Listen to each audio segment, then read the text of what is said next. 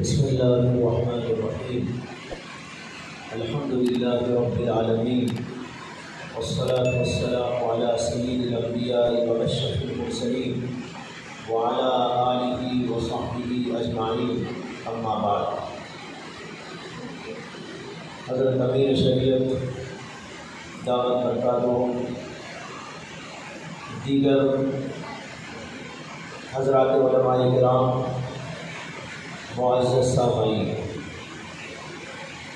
آج کا اجلاس اپنی نوعیت کے اعتبار سے ایک نیا ہے، عجیب ہے، اور شاید اس فاؤنڈیشن کے علاوہ دوسرے اور مواقع پر ایسی بات دیکھی نہیں گئی۔ حق فاؤنڈیشن نے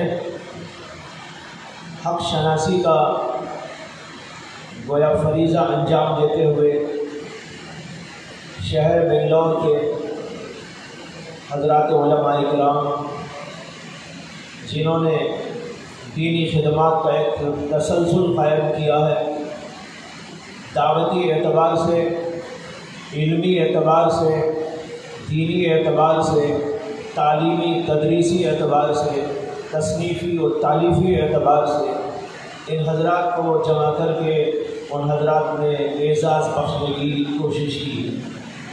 سب سے پہلے تو میں اس کے ذمہ داران کو مبارکباد پیش کرتا ہوں کہ انہوں نے ایک اچھے کام کی طرح ڈالی۔ اللہ اس کو قبول فرمائے اور مزید ترقیات سے نوازے۔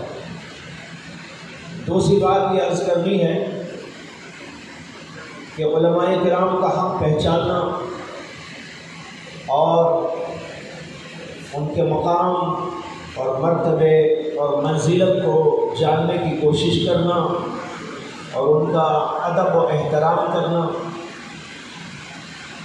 اس کو لازم و ضروری قرار دیا گیا ہے۔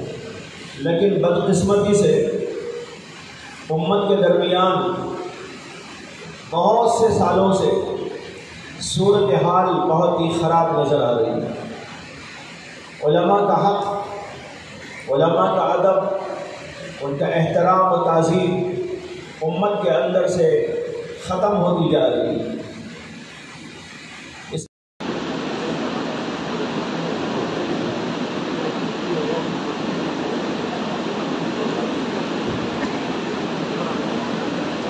اس کے بعد